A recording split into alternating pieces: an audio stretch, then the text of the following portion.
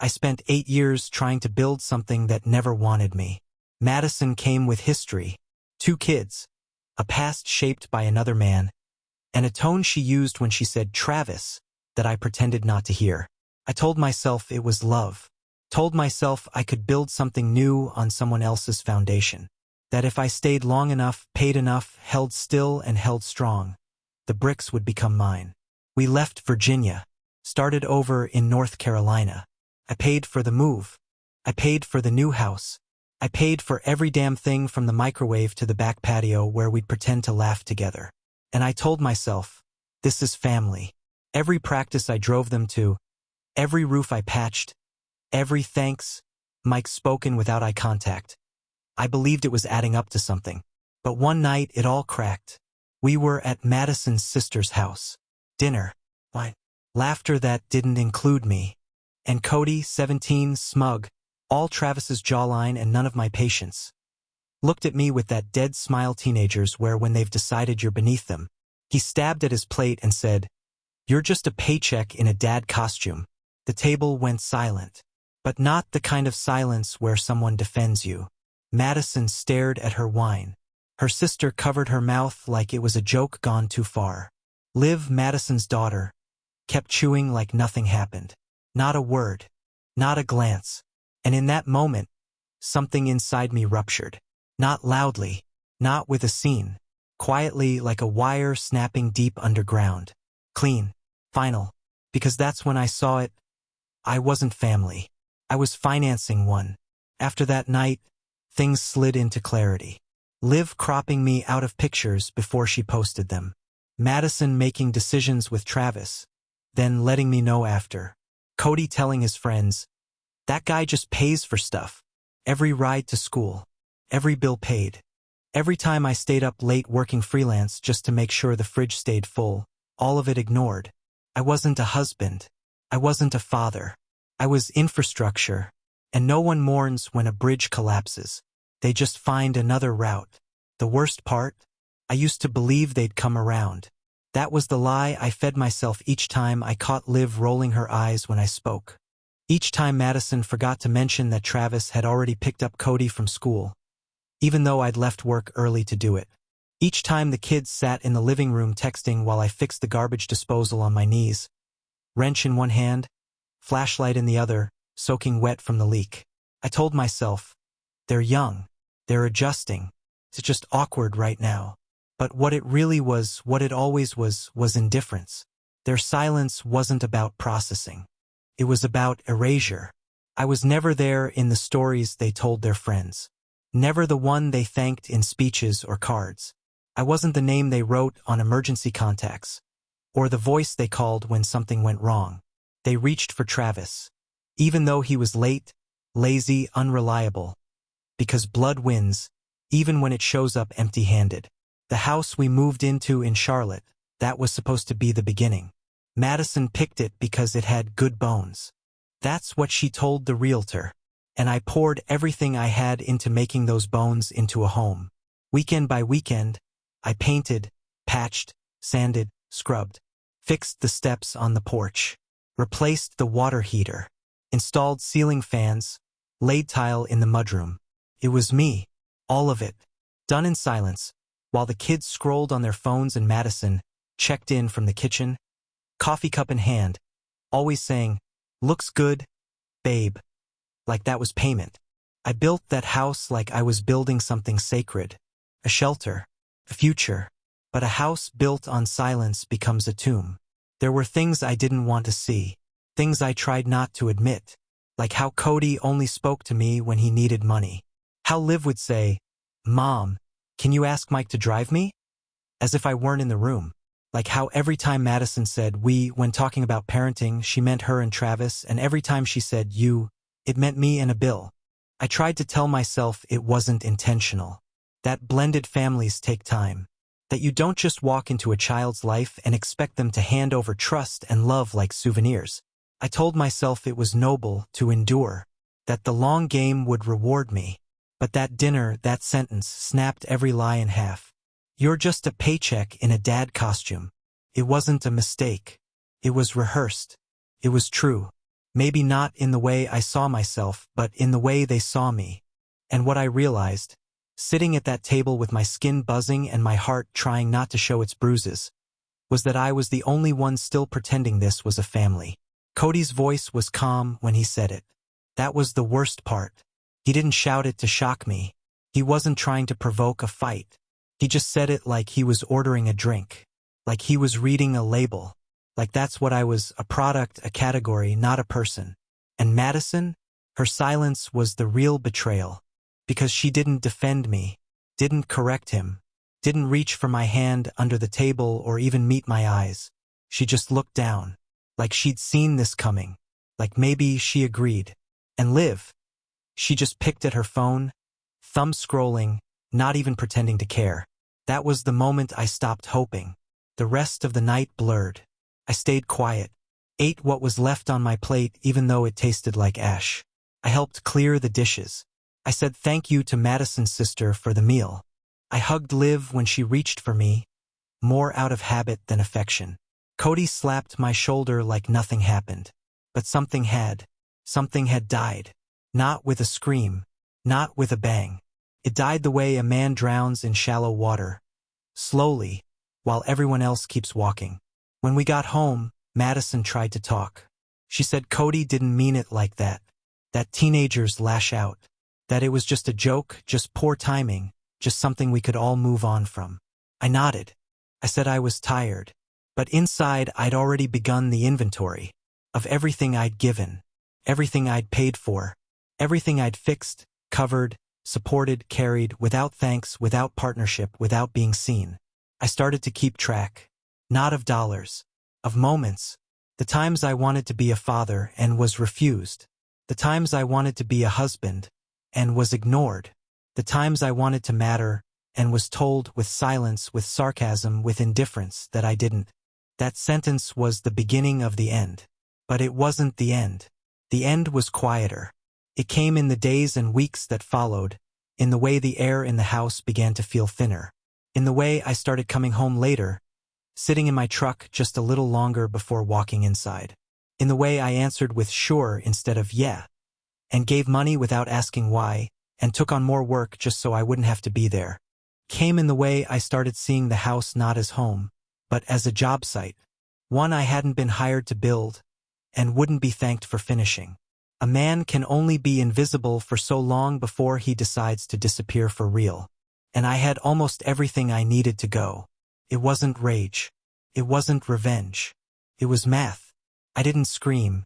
I didn't throw anything. I didn't pack a bag and storm out like some man who just caught his wife cheating. Because it wasn't cheating, not in the way anyone writes songs about. It was quieter, colder, slower, like erosion. They didn't betray me with a kiss. They betrayed me with expectation.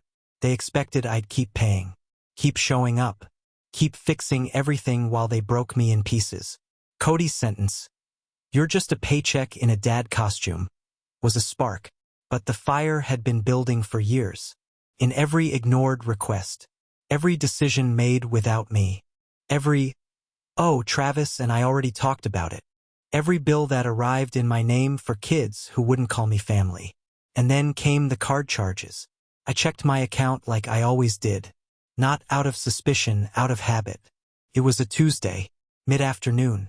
I was in the break room at work, coffee going cold, coworkers laughing about some viral video. I scrolled through my statements and stopped cold. Charges, dozens of them. A $197 premium subscription to some online software suite. $85 for a game pre-order. $399 for an entrepreneurial masterclass. And then a flight, a goddamn flight, $612. 14 to Phoenix, 2 weeks from now. My throat went dry. I texted Madison. "Did you or Liv buy a plane ticket?" Her reply came 3 dots at a time. Then, "No." Why? I didn't even have to ask. I confronted Cody that night. Calm. Direct. "What's this?" I asked, laying the printouts on the counter. He didn't even blink. Just shrugged. "Relax. You always pay." And there it was. Not just the expectation, the entitlement, the arrogance to believe my labor, my money, My sacrifices weren't gifts but obligations. That I owed him his future. That my wallet had no bottom and my patience had no edge. I didn't yell. I didn't ground him. That would have implied I was a parent. Something none of them were willing to admit. Instead, I acted. That night, I logged into every system. Banking, phone plan, insurance portals, car apps. I revoked access, canceled cards, disabled his vehicle remotely, removed his phone from the family plan, called the software companies, the airline, the course provider, and clawed every dollar back. Refunds processed. Subscriptions reversed. Flight canceled. He found out the next morning. Screamed about it, stomped around like a toddler in a man's skin. Accused me of sabotaging his future, of humiliating him. I just listened. No reaction. No apology. You don't get to spend my money and spit in my face, I said. You want to be treated like an adult? Pay your own way. That was the first move. The second came 2 days later. I gathered every piece of paper that proved where I stood. Mortgage statements, utility bills, loan agreements, insurance policies. Every signature. Every name. All mine. I laid them out on the kitchen table one morning before work. Madison sat down with her coffee, barely awake. I waited until she took her first sip before I spoke. I'm moving out, I said. End of next month. She blinked. What? I'll cover the mortgage until the end of the year. After that, it's yours. You and Travis can figure out who's raising the kids, and who's paying for what. Her face went slack. You're leaving? She asked, like it was unthinkable. I nodded. I'm walking away from a role you never let me have. She tried to argue. Said I was overreacting. Said Cody was just a teenager. Said Liv didn't mean to exclude me in those photos. That Travis was just easier to make decisions with because he's their dad. Exactly. She said I was being cruel. No, I said. I was being delusional. This house, this life, it was never mine. I just paid for it. She cried. She asked me to wait, to talk, to work through it. But I was done talking. I was finally listening to the silence, to what had been missing all along. Respect, recognition, partnership. Without those, love is just a leash. The kids didn't ask where I was going. They didn't ask why. Maybe they thought I'd be back, that I was bluffing. But I wasn't. The final month in that house was the quietest I'd ever known. Liv barely spoke to me. Cody alternated between sulking and barking.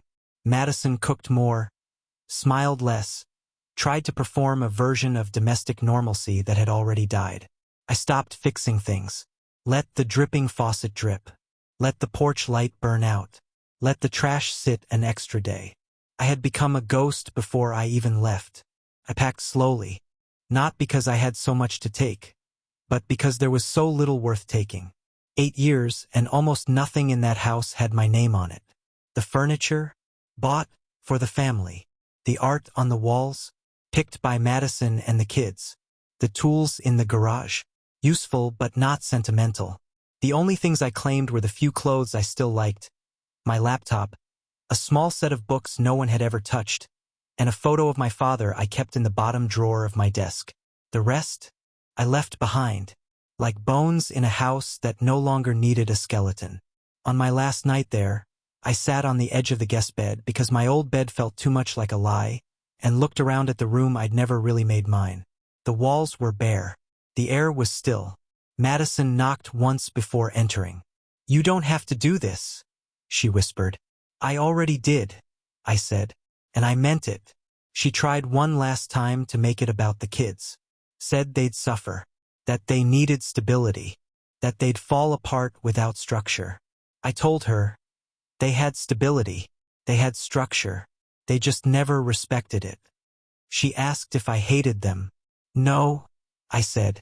I pitied them, and now I don't.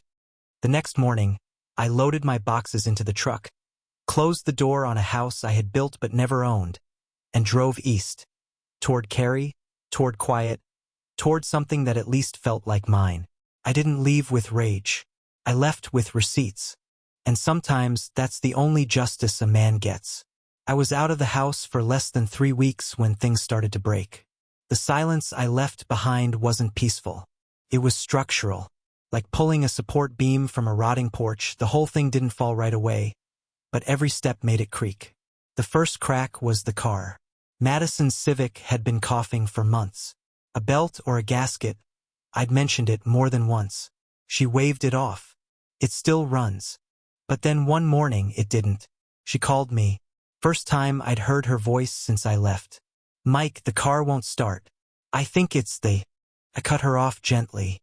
"Call a mechanic." There was a pause. "I just thought maybe. I don't live there anymore." Another pause. Longer. I could hear Cody's voice in the background. Low. Annoyed. "Right?" she said, and hung up. The next crack was Liv's dance tuition. I'd been paying it monthly for 5 years. Quietly. Automatically. She never said thank you. Never asked where the money came from. Just danced. Now the emails were going to Madison. Balance overdue. Enrollment in danger. Suddenly, Liv had to get a job. Weekends at a coffee chain. She posted about it like it was some quirky rite of passage. But I saw the strain in her eyes. I knew what that smile cost her. The third crack was Cody. He tried to enroll in a local coding bootcamp, short-term, expensive, career-focused. But without me signing off as the financial sponsor, the application stalled. He applied for grants. Denied. Called Travis. Sent texts. Left voicemails. All of it led nowhere. So he moved in with a friend. Said it was temporary. But I knew the difference between independence and exile. I knew what it meant to sleep on someone else's couch, pretending it was a choice. The house wasn't a home anymore. It was a monument to my absence. Madison tried to hold it together. I heard through mutual friends that she was juggling shifts, asking Travis for help, downsizing. She listed the SUV, sold a few pieces of furniture, started using grocery coupons. None of it was visible on the surface. The kids kept posting their curated lives. But I saw the gaps. The days Liv didn't upload anything. The shadows under Cody's eyes during his live streams. The silence on Madison's profile, where smiling couple photos used to live. I didn't gloat, but I didn't offer help either. The first real contact came from Liv. She didn't text. She showed up. Saturday morning. I was in Cary, sipping burnt diner coffee, reading the paper. She walked in alone. No camera in her hand, no makeup, no pose, just herself. And something in her eyes I'd never seen before. She sat across from me without asking. "Hi," she said, soft, unrehearsed. I nodded. "Hey, Liv." She didn't cry. She didn't apologize, not right away. She just stared at her hands. "I didn't realize how much you were doing until you left," she said. "I thought things would adjust. I thought Travis would step up. I waited." "He didn't," she said. "And Mom doesn't know how to fix things. She's trying. But she's not you." I didn't smile. I didn't reach for her hand. I let the words sit. "I'm sorry," she said finally, "for ignoring you, for being unkind." "Unkind," I repeated. She nodded. "I wasn't cruel, not like Cody, but I was indifferent, and that's worse sometimes." I let that hang in the air. Then I asked, "Why now?" She looked up, honest, raw. "Because I miss you, not just the stuff. You, the way you were quiet but always there. The way the house felt like it had a spine when you were in it." I almost broke, but I didn't. "I'm not coming back," I said. "I know," she whispered. "I'm not asking that." We sat for an hour, talked about her job, her classes, the way the family doesn't eat dinner together anymore. I listened, offered nothing, made no promises. But when she stood to leave, she said, "If you ever want to come see me dance again, I'd like that." And that was enough. A week later, Cody called. No bravado, no snark, just a voice I barely recognized. "I get it now," he said. "About Travis. About you." I didn't interrupt. "I always thought he was the cool one," he said, "because he never yelled, never nagged. Just showed up, dropped a gift, left. But when I needed him, he ghosted me. He always ghosts. I just didn't notice until now. What do you want, Cody? Nothing, he said. I'm not asking for money. I just wanted you to know I see it now. Everything you did. There was silence. Then, softly, I'm sorry. I nodded, even though he couldn't see it. I didn't say, I forgive you. Not yet. But I didn't hang up either. That was enough. Madison tried to reach out too. Her text was short. Coffee? Just to talk? I didn't reply, because by then, I understood something the rest of them were just starting to learn. You don't fix betrayal with coffee. You don't unburn the bridge with small talk. And you don't build trust where it was never laid. They were starting to feel the cold, the weight, the reality of a life without me. And in that vacuum, the roles they had ignored came into focus. They didn't want me back. Not really. They wanted the life I carried, the security I built, the quiet stability that let them pretend the world was safe. But I had become safe at my own expense.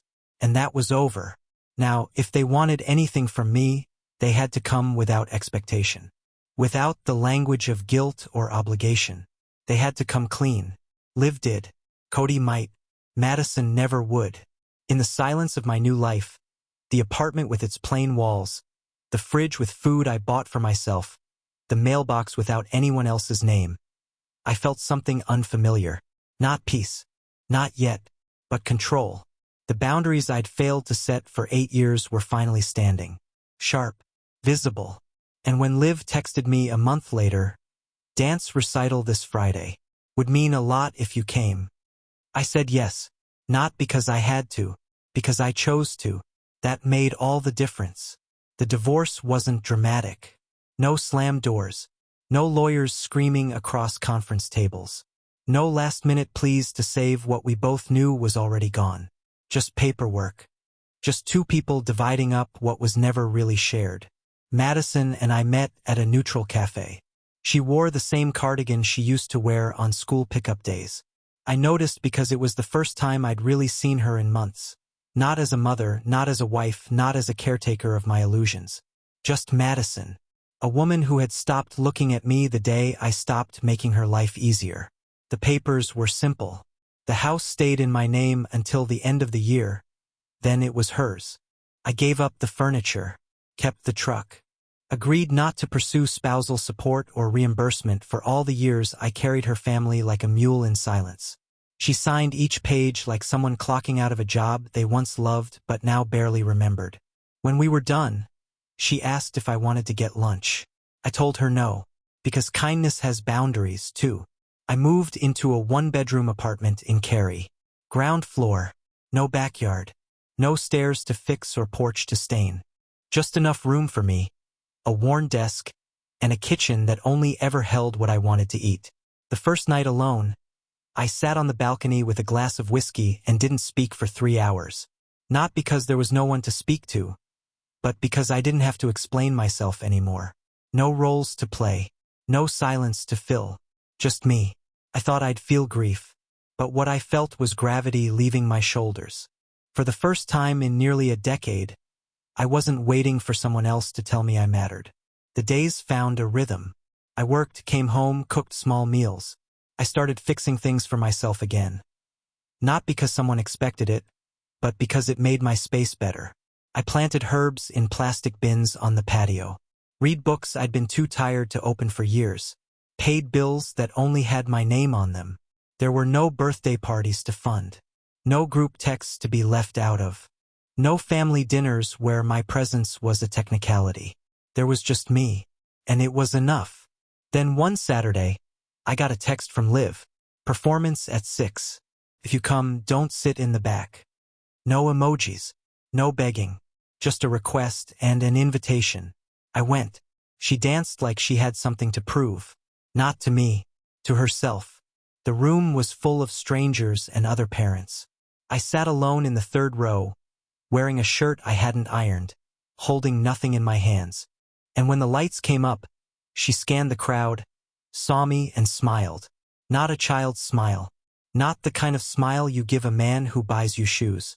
A woman's smile. Respectful. Real. Later, she met me outside. Thanks for coming, she said. I didn't come for thanks, I replied. I know, she said. That's why I invited you. We got coffee, talked about her job, her classes, the way she started paying rent at home, even though Madison tells her she doesn't have to. I just don't want to owe anyone anymore, she said. I saw what that does. She asked if I'd be at her next performance. I told her, if you want me there, send the date.